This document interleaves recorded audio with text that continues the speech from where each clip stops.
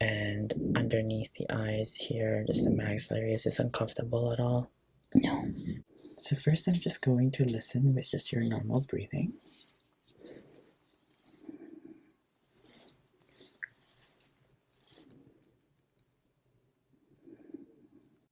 Okay, can you take a deep breath in through your nose and out through your mouth? So each time I move the stethoscope, thank you.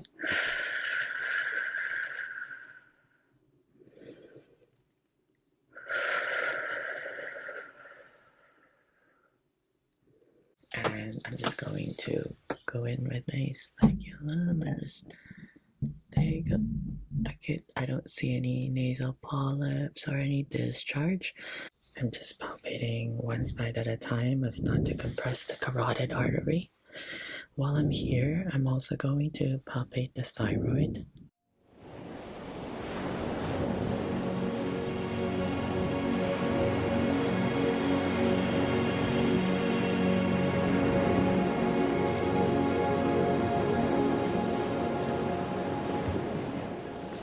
So after doing that, I'm just going to take a look at the mouth again, and if you're able to, just stick your tongue out, look to the corner of the ceiling and say, ah, and stick your tongue out.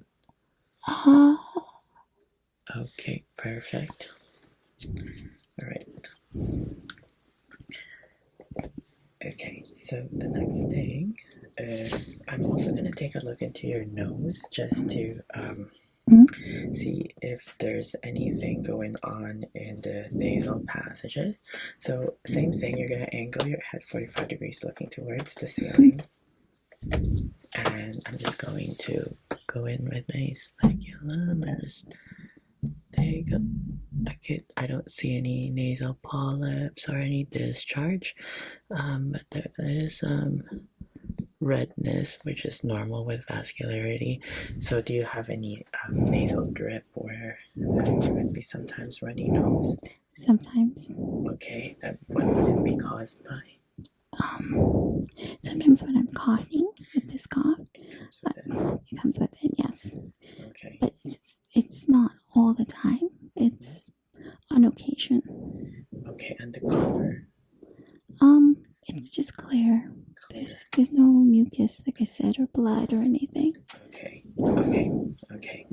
So sometimes that can occur, and just going to use this again before I place my hands on you.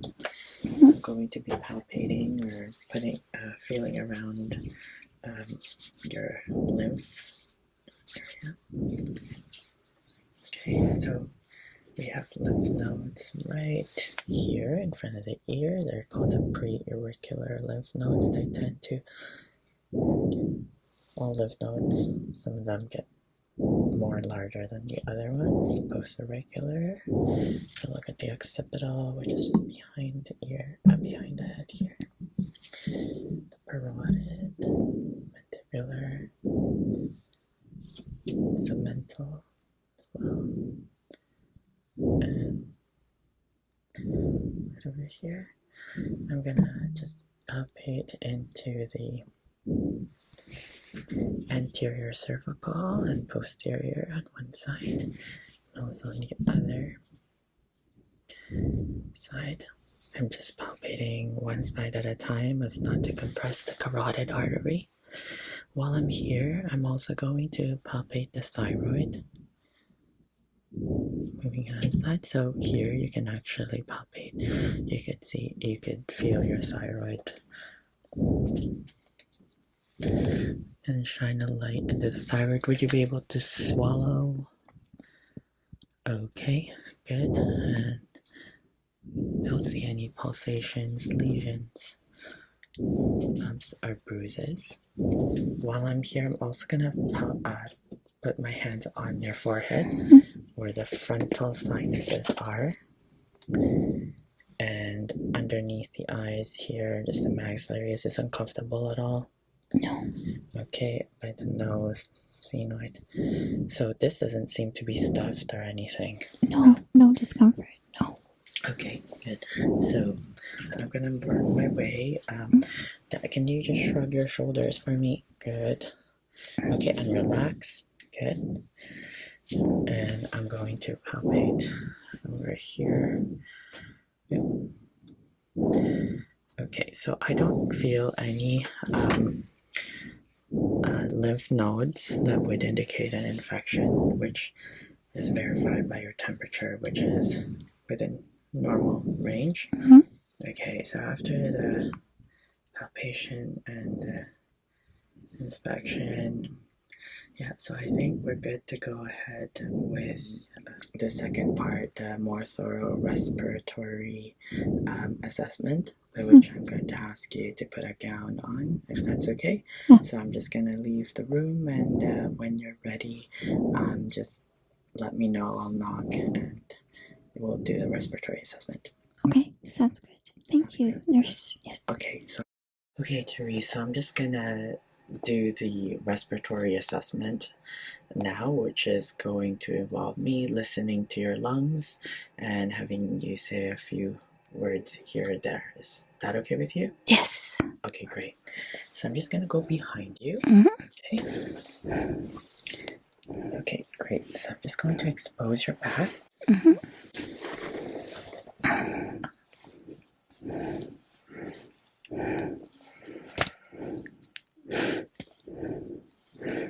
Okay. So would you be able to cross your arms like so, so that, yeah, you're touching your shoulders? Alright. So first I'm just going to listen with just your normal breathing.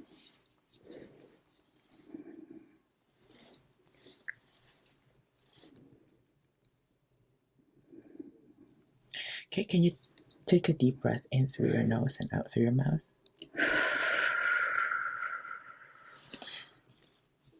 So each time I move the stethoscope, thank you.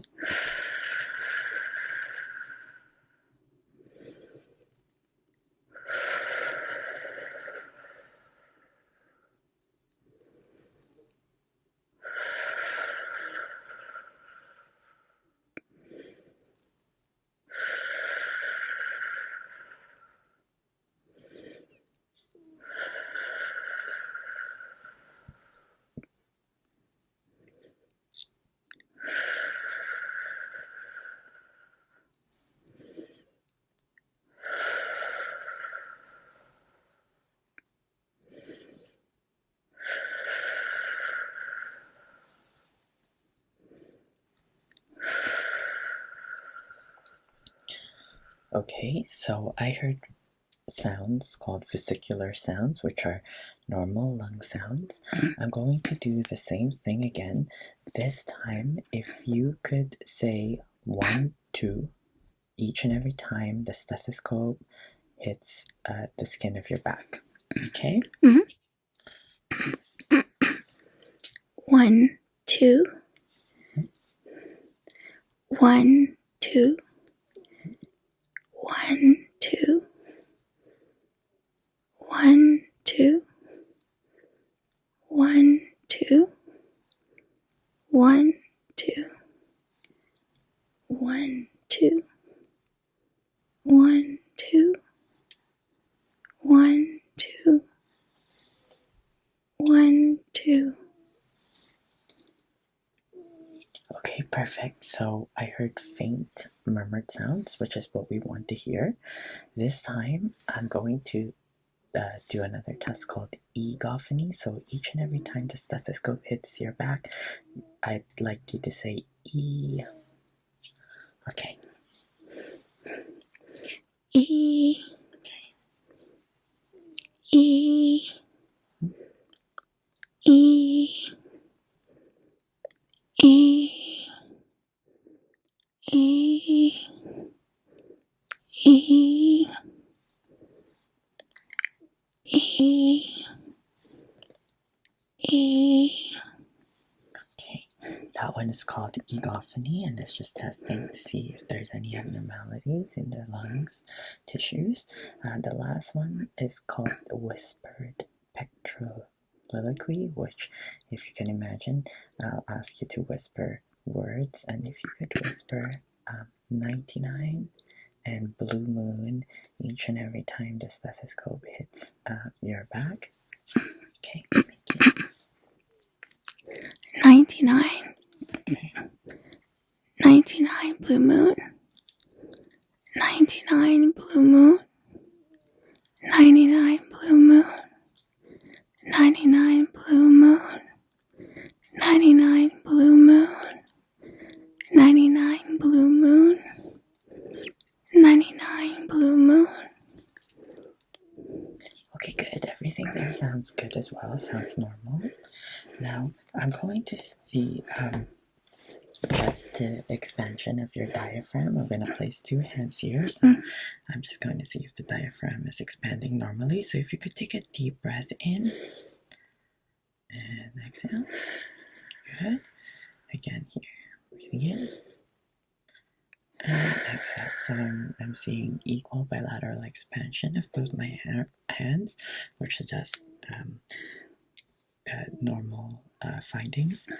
Now I'm going to see if I'm able to locate where your diaphragm is. Is it okay if I make a small mark on your skin with a pen? Yes. Okay. So if you're able to take a full deep breath in, I'm just going to try to locate it.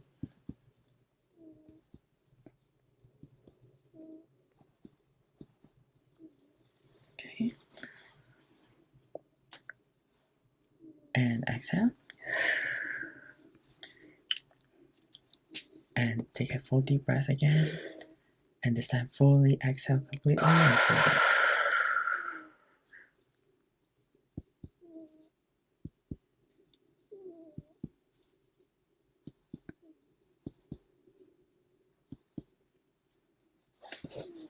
Okay. So just there. Alright. So from here we can measure your diaphragmatic expansion, and this is within normal as well. Okay, so I'm going to close this now and go to the front of you.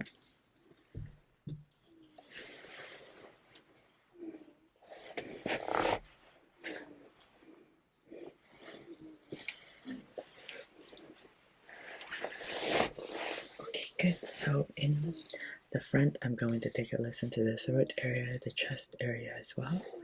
And did you also want me to listen to your heart sounds? Sure. Okay.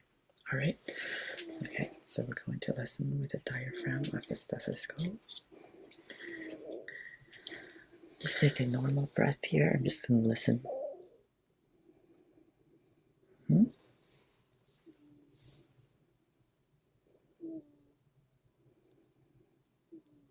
Okay. So I heard bronchial breath sounds over there, which is what we would normally find. Now I'm going to listen with the diaphragm to see if there's any bruise. So take a deep breath in, and if you could exhale and hold. And can you hold your breath?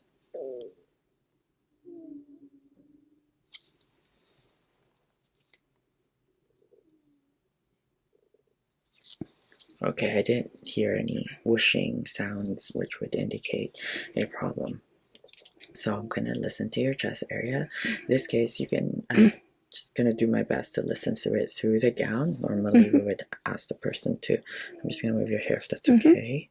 Normally, we would ask the person to remove their shirt, but in this case, we're just going to keep it on. Okay, so I'm going to listen with my diaphragm with the stethoscope. So if you could take a deep breath in.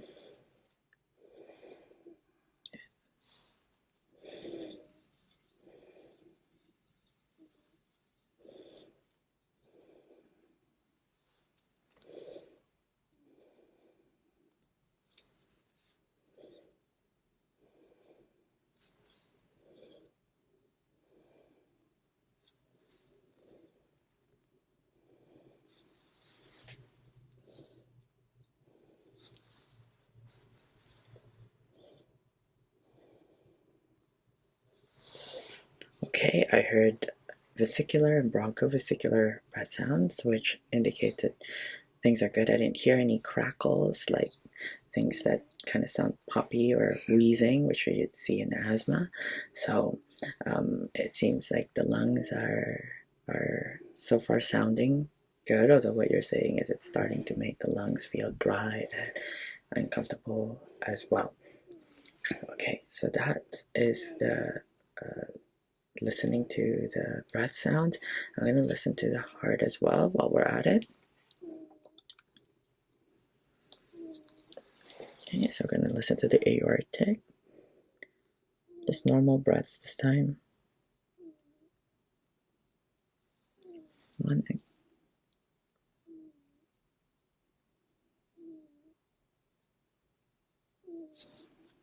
Tricuspid.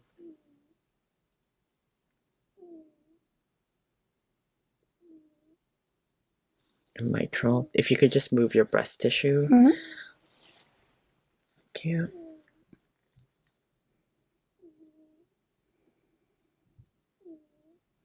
I'm going to listen with my other side of the stethoscope as well, so same thing.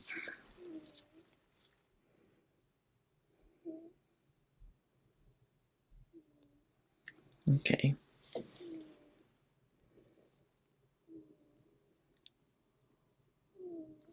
Herbs point.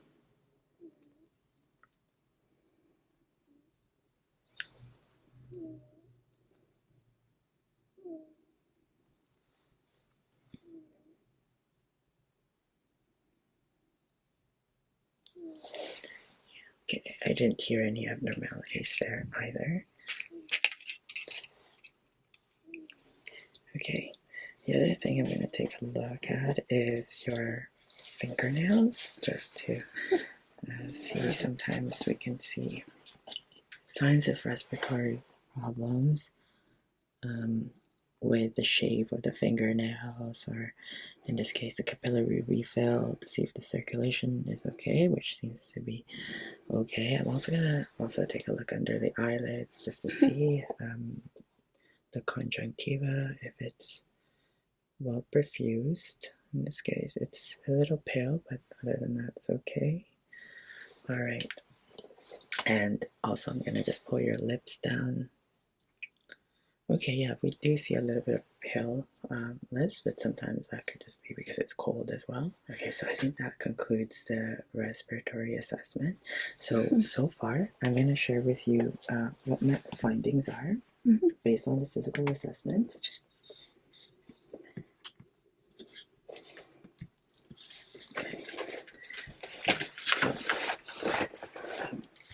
Okay, so some of the things that I was looking for when I was doing your exam is to rule out any pre-existing condition that could have just been exacerbated, things like asthma or allergies, any kind of infections as well, which doesn't seem to be likely from the temperature and the lymphatic assessment. We also took a look at, while I was palpating your thyroid, and we listened to your lungs and your heart. So the lungs, from listening to the stethoscope, sounds clear, meaning it doesn't sound like there's mucus or fluid that's collected in there, or kind of any raspiness that would cause some scratching, like an obstruction. So that doesn't seem to be the case for the lungs as well. And it doesn't seem to be a mechanical obstruction either, where you have eaten something and it's kind of stuck there. What you're saying is that it feels as if something is stuck there, but it sounds to me that it is caused by a lot of dryness, and particularly an irritation that was started from the environment that you're in, and this has kind of become a chronic, unfortunately, an issue. And in the winter time, where it is we have heaters running and it's causing dryness in the air, and it's cold, although it feels better with cold water, but the cold can also dry the air, take out the humidity, causing more of that dryness and uncomfortable sensation. So I think in order to work with this, there's two approach. We want to make sure that we don't want to worsen it. So by removing or taking yourself away from the environment or similar environments that caused it in the beginning. So becoming very aware of dust, particularly in your case, but also certain scents or odors. Have you noticed that certain scents might bring on the discomfort? Like for example, laundry detergents or okay, so it's more like particles that could cause it. Okay, so just being mindful of the environment that you're in. One of the things that can also create these kind of small particles in the air is mold. So typically, like what you were suggesting, like a basement that is cold and damp, any moist environment could cause mold to grow in places that we can't see it.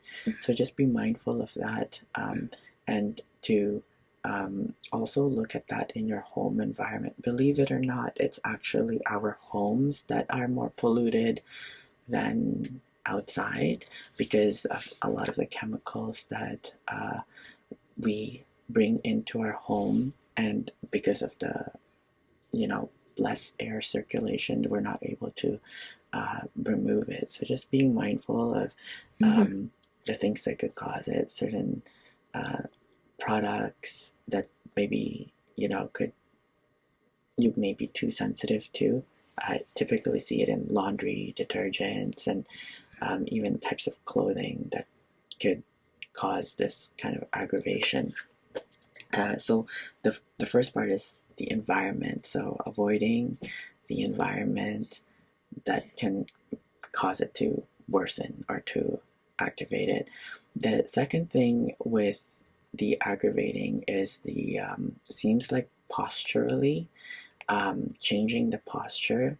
So from sitting to lying down tends to bring on the cough.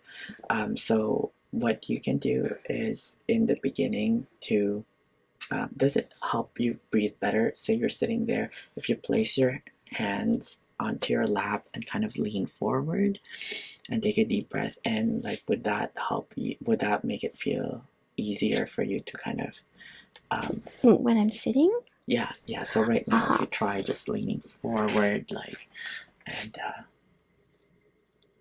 I would try it when I go home and see how just in the daily life. Because if you're having that kind of attack, that could be a good position to place yourself to just help you. Also, this position helps clear and also helps you breathe better, especially from the laying down. So what you can do is if you're able to kind of raise the bed by putting pillows so that you're not fully flat.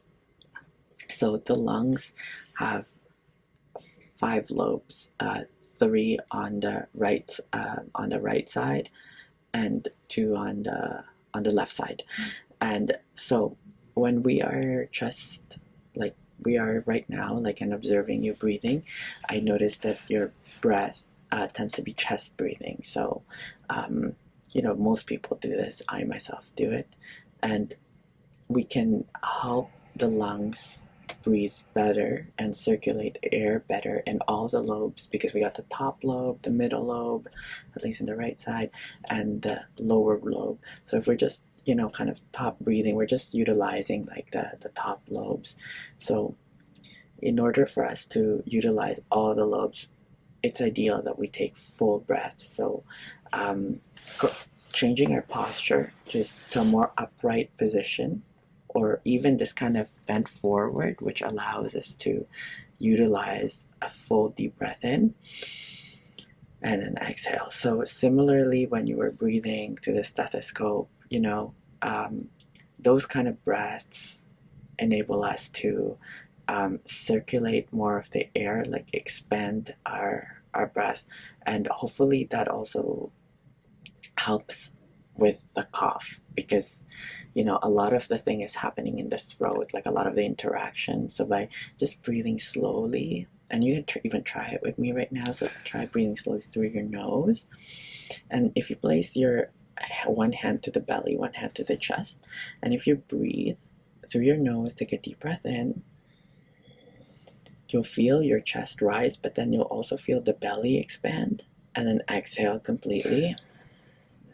So you're aiming for that belly involvement in all of your breathing, not just the chest. So just by doing that and slowing the breath, it should be able to help prevent and manage those hacking attacks. So the moment you have that, that's a good way. Another way we can introduce into your environment is moisture.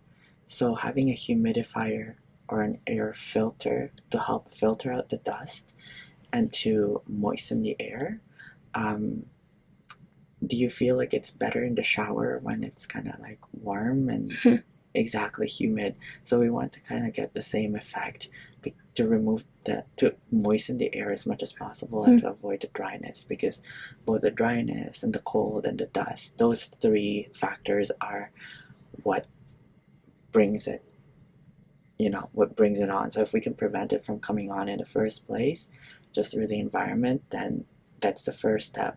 If it persists, then we can, I always recommend using something natural first, a demulcent to kind of throat the, to kind of coat the throat.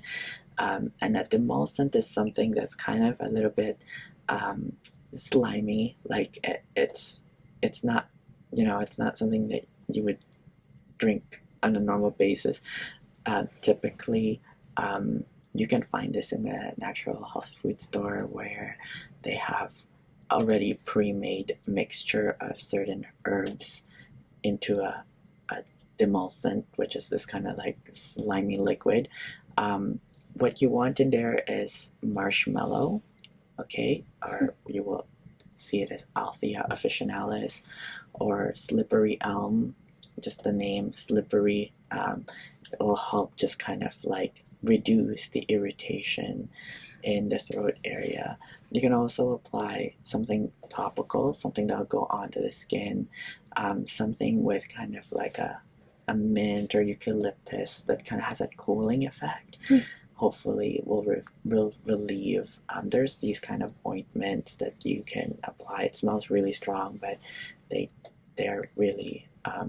Have you tried those before? Kind of like a Vicks. I tried the Vicks. Yeah, so even a Vicks will work. And there's also the cough lozenges, which kind of very strong, minty. I forgot the name of that brand, but there's one that is really strong. Halls. Yeah, Halls is one. And there's even one that's stronger, which I can't remember. Ricola. Yeah, exactly. So things like that. Just to get you through the winter time, I would, although you didn't have allergies before, sometimes we can develop allergies as adults. Not even though we've been exposed to these allergens before that didn't cause problems, sometimes when we are stressed out, whether physically, emotionally, or mentally, that could really affect our immune system. And something that was harmless before, the body, which is now on edge, could start to see it as something that could potentially be harmful. Hence, an allergy can begin. So, although you mentioned that you were not allergic to anything before, it's just important to be mindful of any irritants, I would call them, like strong scents, strong chemicals, dust, dander, pollen. In the meantime, there's no pollen right now, but mainly dust, but be aware in the spring it could happen. So that's how I would address this, and will probably be best to check in about a month or 2 months time to see how you're managing with the with the environmental changes, the postural changes, the breathing changes, as well as some of the natural interventions, because I don't think a cough syrup is appropriate, just because this is more of a chronic, meaning long term, whereas a cough syrup is meant to suppress the cough for the time being of an infection, which is something that you don't have. So how does that sound to you? I'll try that. Okay. And get back to you, nurse. Sounds good. Okay, perfect. Okay, we'll see you again next time. Thanks for coming. Thank you very much, Nurse Hiraya. Okay, thank you. All right. Bye.